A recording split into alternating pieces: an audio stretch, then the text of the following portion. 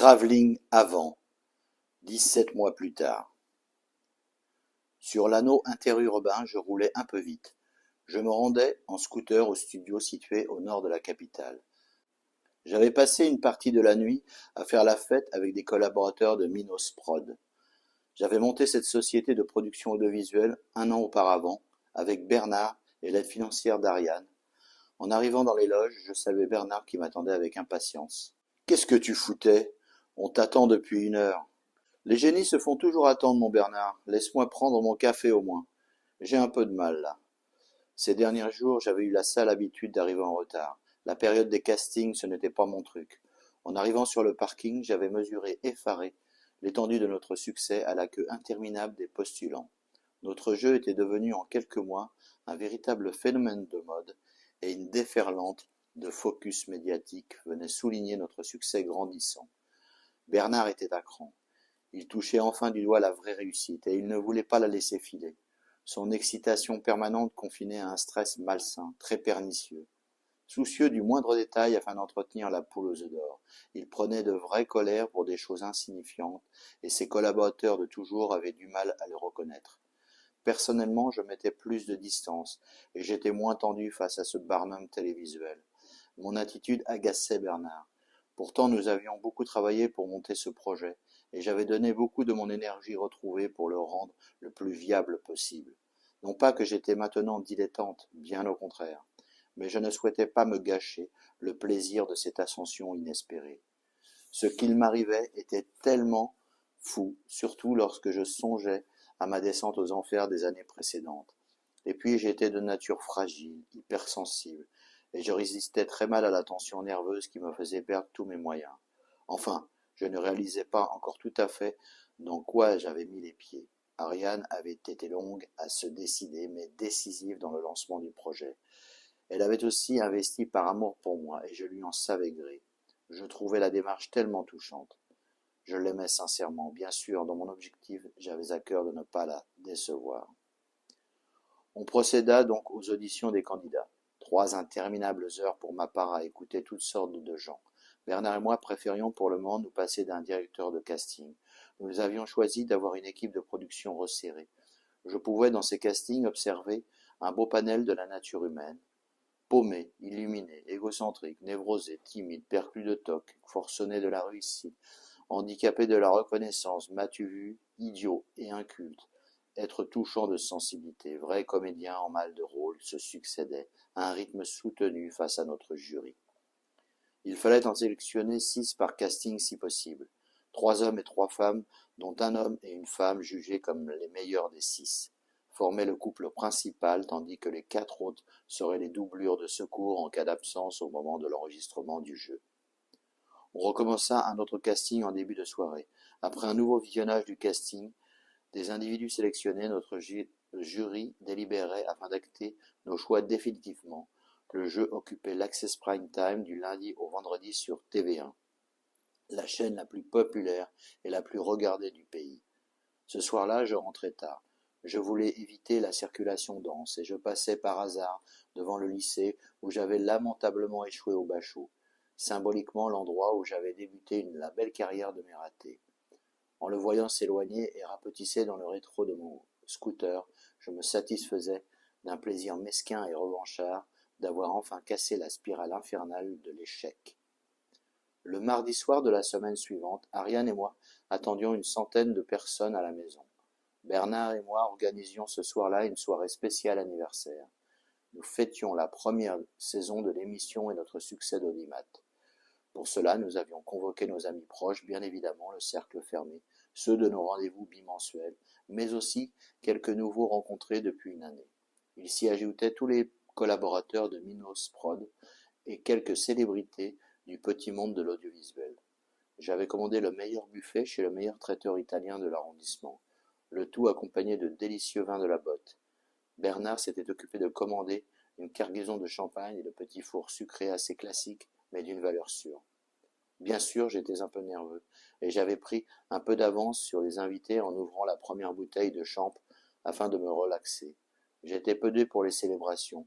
Je préférais toujours les fêtes improvisées au tralala mondain. Heureusement, le Bernard hâbleur et convivial se chargeait de tout le côté relations publiques. Au moment où j'y pensais, Véro et Bernard sonnèrent les premiers à la porte. Je me précipitai donc pour aller leur ouvrir et leur faire un accueil des plus chaleureux.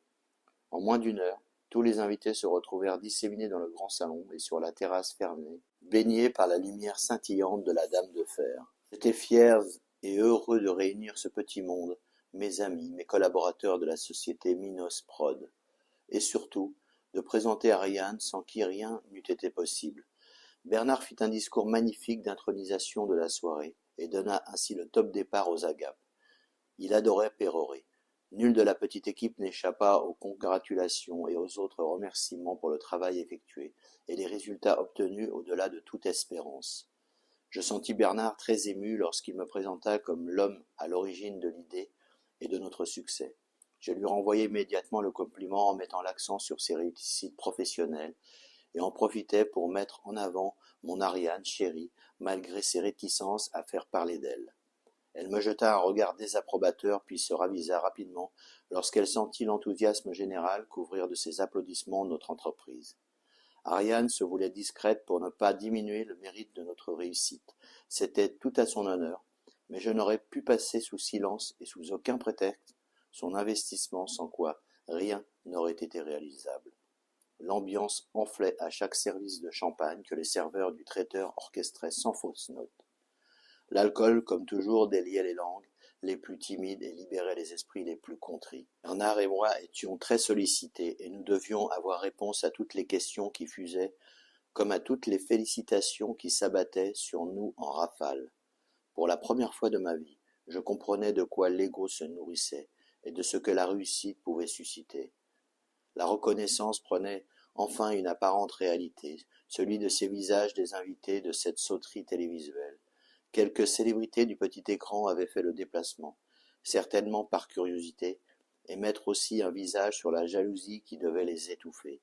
Notre percée était tellement inexplicable pour certains, sachant que je ne faisais pas partie du sérail. Je n'étais pas dupe, malgré mon ignorance de ce milieu, que les requins naviguaient non loin à l'affût de la première faiblesse du leader temporaire de l'audimat en access prime time. Bref, je n'avais aucune illusion sur le fait que ce milieu fût différent des autres. Bernard n'avait pas manqué de remercier le président Pierre Torrent, PDG de TV1, et aussi sa chère directrice des programmes, Madame Paulinet. Autant cette gare assez pète sec nous avait donné du fil à retordre, autant le président Torrent, replet et sympathique, nous avait maintes fois arrangé le coup dans nos démêlés avec elle. C'était une perfectionniste caractérielle, et plus d'une fois j'avais envoyé Bernard répondre à ses doléances, avant que de l'envoyer paître définitivement, car la diplomatie et les ronds de jambes, ce n'était vraiment pas mon truc. Je ne pouvais pas plus la supporter. Si je m'étais énervé, je n'aurais pas fait dans la nuance, ce qui évidemment aurait nui à notre petite entreprise. Je fis la connaissance de Jean-Luc Rambert, le producteur tout-puissant de presque toute la télévision en réalité, sur les principales chaînes à forte audience. Il m'apostropha comme s'il me connaissait depuis les bancs de l'école. « Ah, Marc, enfin, je peux mettre un visage. Bernard m'a parlé de toi. Super votre concept. Du tonnerre de Zeus. » Quelle euphorie! Le champagne faisait son œuvre. Était-il toujours comme cela, ou sous coco? Il était notoire que ce milieu charriait des brouettes de farine à se mettre dans le nez.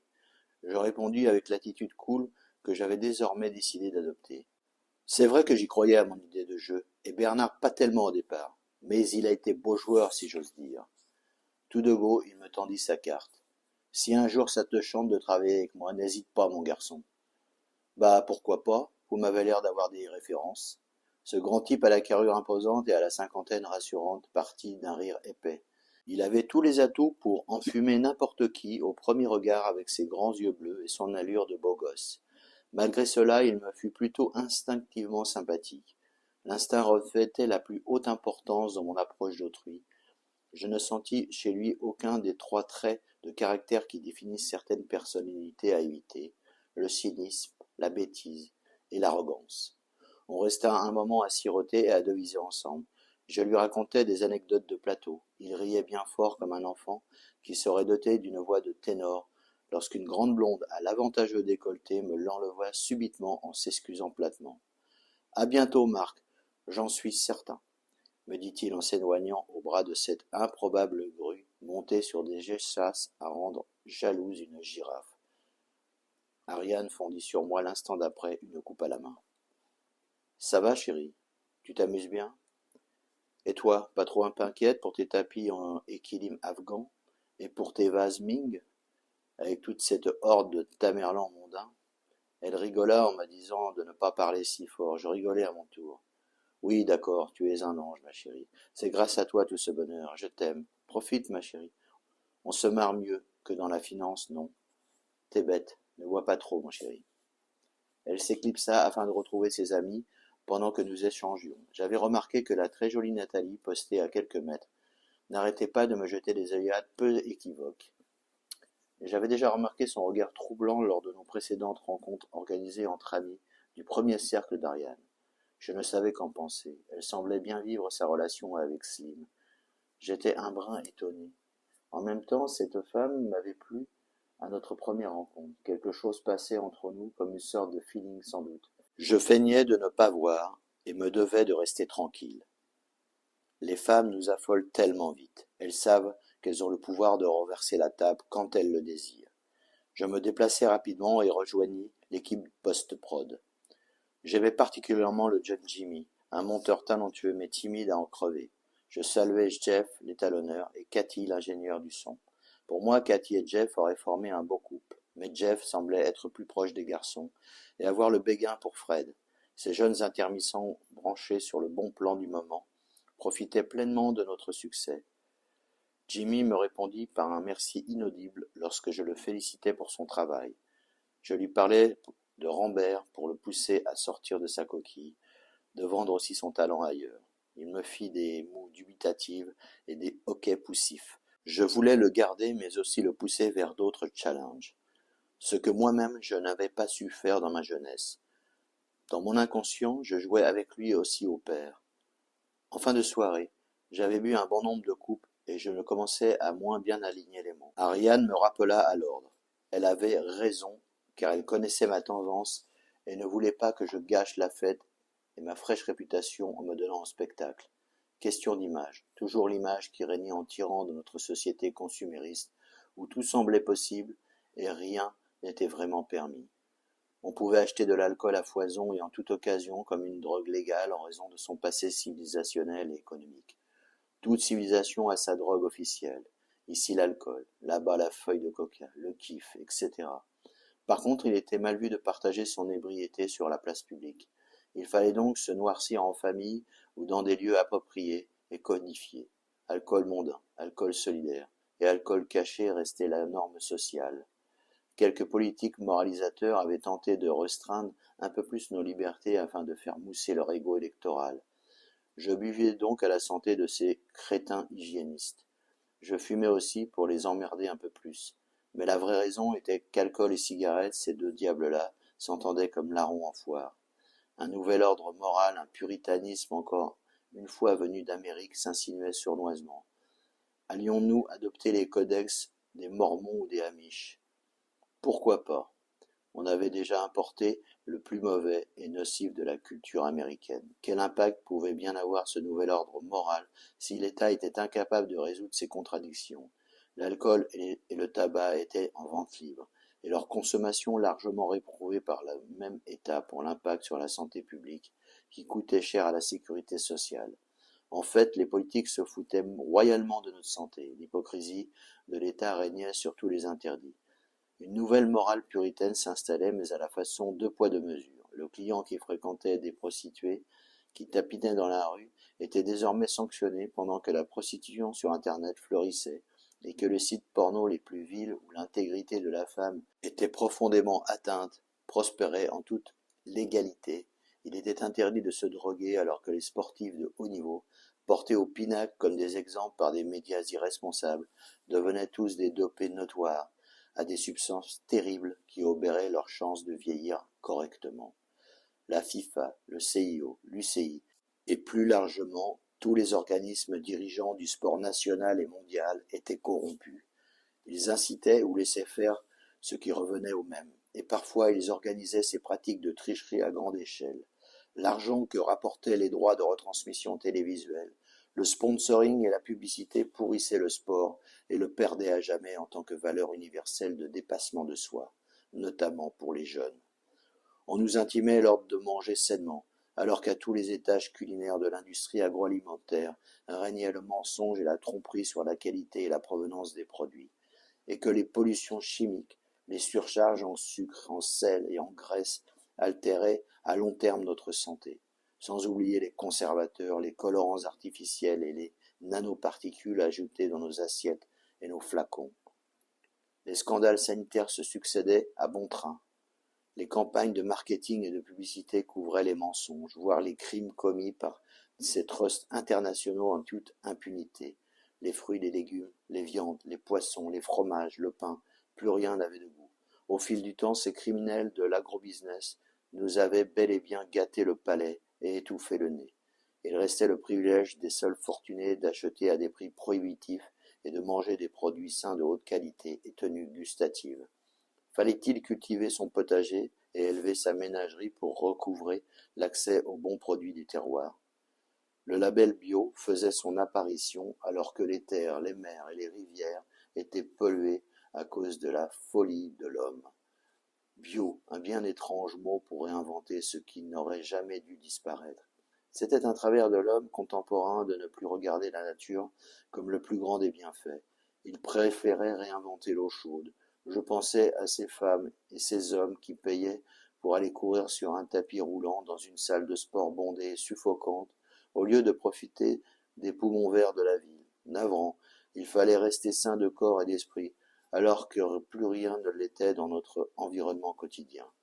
Je fustigeais cet état coupable d'inaction qui ne s'attaquait pas aux racines du mal. Nos chers politiques moralisateurs dansaient tous au bal des hypocrites, orchestrés par les capitaines d'industrie et autres magnats de la finance, qui se foutaient pas mal de notre santé, de notre environnement. Le capitalisme n'a aucune morale, c'est bien connu. Il n'a que des dividendes à partager. Aussi les campagnes pour lutter contre les incivilités, les violences conjugales, les viols, le harcèlement sexuel au travail et dans les transports en commun se multipliaient en même temps que les films et séries gorgés de violence envahissaient les écrans de télévision, Internet et les jeux vidéo pour les enfants. On interdisait la vitesse et l'alcool sur les routes, tout en autorisant la vente de voitures ultra-puissantes et la vente d'alcool dans les stations-service. De la main gauche, l'État libérait le diable, et de la main droite, il réprimait ceux qui osaient fricoter avec lui.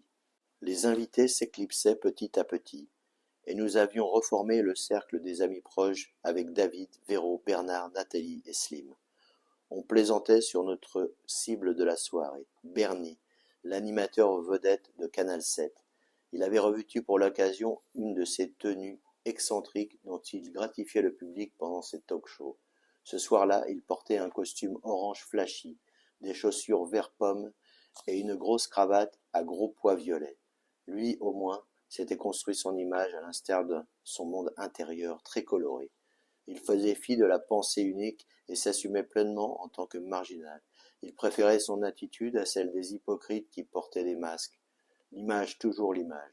Cela me faisait penser à ce que j'avais vu dans les bureaux de la post-prod. Un stagiaire reprenait pratiquement pixel par pixel la photo d'un mannequin à la mode en faisant disparaître tous les défauts de peau de la jeune femme. Bernard me serra fort dans ses bras avant de prendre congé. Il était heureux et pour la première fois depuis des mois, je le sentais complètement détendu. Il dévora le dernier des involtini, puis avala quelques petits fours avant de partir. Quand tout le monde eut quitté les lieux et que le traiteur eut fini de ramasser les derniers cadavres de la soirée, nous nous dirigeâmes, Ariane et moi, vers la chambre pour aller dormir sans préavis.